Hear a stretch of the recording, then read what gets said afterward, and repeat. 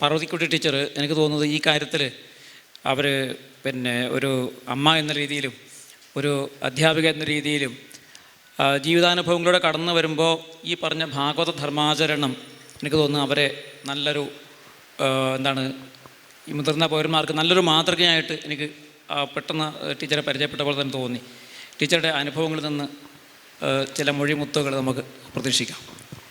പോകട്ടെ പെറ്റുനോവിൻ കഥ, രുചി കുറയും കാലം ഏറും ചടപ്പും, ആയിക്കോട്ടെ കൂട്ടിടേണ്ട മലമതിലൊരു കൊല്ലം കിടക്കും കിടപ്പും, ഓർത്താലീ ഗർഭമാകും ചുമടെടുക്കുന്നതിന് കൂലി പോലും തീർക്കാവതല്ല, എത്ര വലിയ മകനും അതു നിലയ്ക്കുള്ളൊരമ്മേ തൊഴുന്നേൻ. എല്ലാവർക്കും നമസ്കാരം. ഈ വേദിയിൽ ശരിക്കും ഞാൻ പറയുകയാണെങ്കിൽ ഇപ്പോൾ നമ്മുടെ പരസ്യത്തിലൊക്കെ കാണാറില്ലേ ലഡു പൊട്ടീന്ന്, അതുപോലെ ലഡു പൊട്ടിയ ഒരവസ്ഥയാണ്. പക്ഷേ എൻ്റെ ലഡുവിൽ മധുരം കുറവാണോ എന്നൊരു സംശയം എനിക്കുണ്ട്. കാരണം ഇത്രയും മഹാരഥന്മാരെ മഹാരഥന്മാരെ പാണ്ഡിത്യൻ്റെ വേദത്തിൻ്റെയും ഇതിൻ്റെയൊക്കെ മറുകരം കണ്ടവരാണ് ഈ ഇരിക്കണവരൊക്കെ. അതിൽ ഞാനൊരു ചെറിയൊരു അംശം അത്രയേ ഉള്ളൂ.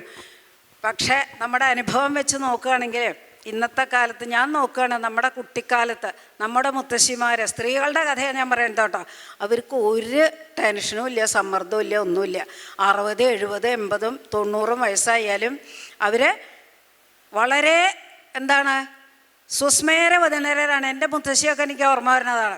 വളരെ സുസ്മേരവദനരാണ് എപ്പോഴും. കാരണം ഇത്രയൊക്കെ ആയാലും കാര്യം നമ്മൾ വാനപ്രസ്ഥം വേണമെന്നൊക്കെ പറഞ്ഞാലും ആ ഒരു വലിയൊരു കുടുംബത്തിൻ്റെ തറവാടിൻ്റെ ചരട് കാര്യം. അന്നൊക്കെ വിവാഹം എന്ന് പറഞ്ഞാൽ പുരുഷന്, എൻ്റെ മുത്തശ്ശിക്ക് 30 വയസ്സും മുത്തശ്ശന് 60 വയസ്സുമായിരുന്നു അത്ര. അപ്പം നമുക്ക് ആലോചിക്കാം പിന്നെ എത്ര കാലം ഉണ്ടാവും എന്നുള്ളത്.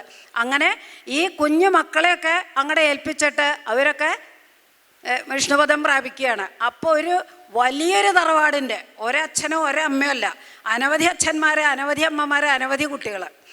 ഇവരൊക്കെ ഒരു ചരടത്തിൽ കൃഷ്ണൻ പറയണല്ലോ സൂത്രേ മണികണ ഇവ എന്ന് പറഞ്ഞ് കൊണ്ടുപോകുന്നത് പോലെ കൊണ്ടുപോകണമെങ്കിൽ അവർക്ക് വാനപ്രസ്ഥത്തിന് പോയേ പറ്റുമോ? സ്ത്രീകൾക്ക് ഏത് കാര്യത്തിലും എന്തുണ്ട്, കുടുംബം എന്നുള്ള ഒരു ബന്ധം പിന്നിലേക്ക് അവരെ പിടിച്ചു വലിക്കും.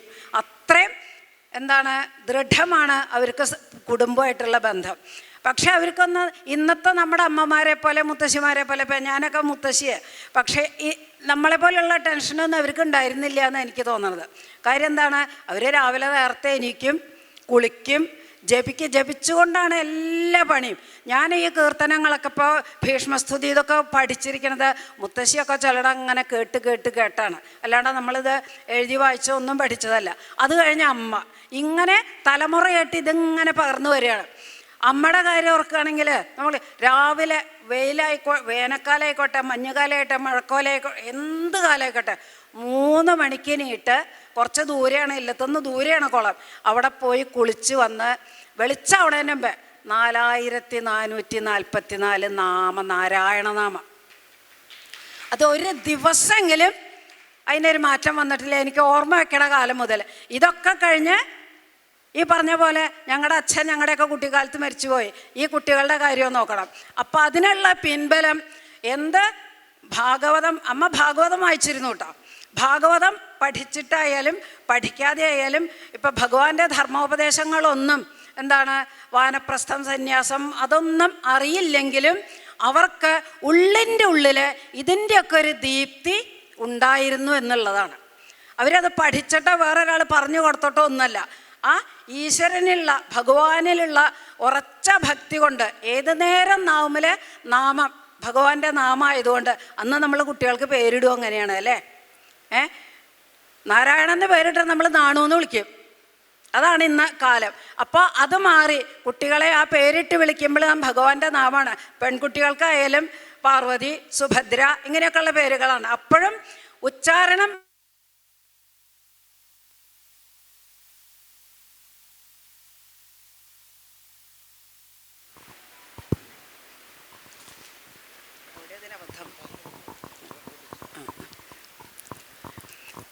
അപ്പം അങ്ങനെ നോക്കുമ്പോൾ നമുക്ക് സ്ത്രീകൾക്ക് ഈ വാനപ്രസ്ഥം എന്ന് പറഞ്ഞാൽ വളരെ ബുദ്ധിമുട്ടാണ്. പക്ഷേ നമ്മൾ കാട്ടിലേക്കൊന്നും പോകണ്ട, ഇതൊക്കെ ചെയ്തു കൊടുക്കാം നിസ്സംഗമായിട്ട്.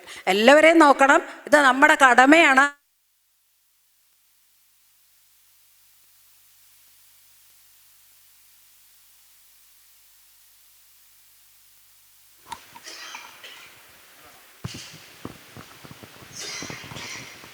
അപ്പം ശരിക്കും പറയുകയാണെങ്കിൽ നമ്മൾ മനസ്സുകൊണ്ട് വാനപ്രസ്ഥമായി കഴിഞ്ഞു എന്നാണ്. ഇന്നിപ്പോൾ അങ്ങനെയല്ലല്ലോ. ഞാനൊക്കെ മുത്തശ്ശി ആയാലും ഇപ്പം ഞാൻ അവിടുന്ന് പോരുമ്പോൾ കാര്യം ഈ പറഞ്ഞ പോലെ തന്നെയാണ്. അവിടുന്ന് പോരുമ്പോൾ അദ്ദേഹത്തിന് ഒരു ചെറിയൊരു ആക്സിഡൻറ്റ് പറ്റിയിട്ട് എല്ലാ പണികളൊന്നും ചെയ്യാൻ പറ്റാത്തൊരവസ്ഥയാണ്. അപ്പോൾ രാവിലെ 6 മണിക്ക് ഞാനവിടെ എത്തണമെങ്കിൽ 4 മണിക്ക് നീട്ട് ഉച്ചഭക്ഷണം, അതിന് വേണ്ട കാര്യങ്ങൾ, രാവിലത്തെ ഭക്ഷണം, അതിന് വേണ്ട കാര്യങ്ങൾ ഇത് ചെയ്തു വെച്ചിട്ടാണ് എനിക്ക് പോരാൻ പറ്റൂ. നമുക്ക് വിട്ടു പോരാൻ പറ്റില്ല. നേരെ മറിച്ച് നമ്മുടെ വീട്ടിലെ പുരുഷനാണ് ഈ പോരെന്ന് വെച്ചാൽ അതൊന്നും അവർക്ക് നോക്കണ്ട. അവർക്ക് കുളിച്ചു, ഇനിയിപ്പോൾ അമ്പലത്തിലേക്കാണ് പോണെന്ന് വെച്ചാൽ ഒരു മുണ്ട് ചുറ്റി ഒരു തോർത്തിട്ട് ചൊല്ലിട്ട് അവർക്ക് പോവാം. നമുക്കങ്ങനെ പറ്റില്ല. അപ്പോൾ ഇങ്ങനെയുള്ള ഏത് രീതിയിൽ നോക്കിയാലും സ്ത്രീകൾക്ക്, പിന്നെ അല്ലാത്തവരൊക്കെ ഉണ്ട് ഇല്ല എന്ന് പറയുന്നത്. കുന്തിദേവി, മഹാഭാരതത്തിലെ കുന്തിദേവി എന്താണ്, ധൃതരാഷ്ട്രരും ഗാന്ധാരിയും വാനപ്രസ്ഥത്തിൽ അവരങ്ങനെ അങ്ങോട്ട് ഇറങ്ങിയപ്പോൾ അവരുടെ കൂടെ അങ്ങോട്ട് ഇറങ്ങിയെന്നാണ് പറയുന്നത്. മക്കളെയൊക്കെ വേണ്ട വഴിക്ക് ആക്കി കൊടുത്തു, തൻ്റെ ചുമതല തീർന്നു, ഇറങ്ങിപ്പോയി. എന്നാൽ ഭാഗവതത്തിലെ ധൃതരാഷ്ട്രരെ പിടിച്ചു വലിച്ചിറക്കി കൊണ്ടുപോവാണ് ചെയ്യണത് അല്ലേ, അങ്ങനെ നമ്മൾ കാണുന്നുണ്ട്. അപ്പോൾ ഈ രീതിയിൽ മനസ്സുകൊണ്ട് നമുക്ക് വാനപ്രസ്ഥം അനുഷ്ഠിക്കാം സ്ത്രീകൾക്ക്. അപ്പം എല്ലാവരോടും മമത വേണം, സ്നേഹം വേണം, അതിര് വിട്ട് നിൽക്കരുത്. അതാണ് മതി വരേണ്ടടുത്ത് നമുക്ക് മതി വരണം. അത് ധനത്തിലായാലും അധികാരത്തിലായാലും ആഡംബരത്തിലായാലും മമതയിലായാലും. കുന്തി അതാണല്ലോ, എൻ്റെ മമത, ഈ പാണ്ഡവരോടൊക്കെ ഉള്ള ആ മമതയൊന്ന് മാറ്റിത്തരണേ, ആ ഛേദം അതൊന്ന് എന്താണ് ബന്ധനം, ആ കയറൊന്ന് മുറിച്ചു തരണേ എന്നാണല്ലേ ഭഗവാനോട് കുന്തി പറയേണ്ടത്. ആ കയറ് മുറിച്ചു തരാൻ ഈ നാമജപം മാത്രമാണ് നമ്മുടെ അമ്മമാർക്കും മുത്തശ്ശിമാർക്കും ഒക്കെ ഉണ്ടായിരുന്ന ആ ബലം. അതാണ് എനിക്ക് തോന്നിയത്.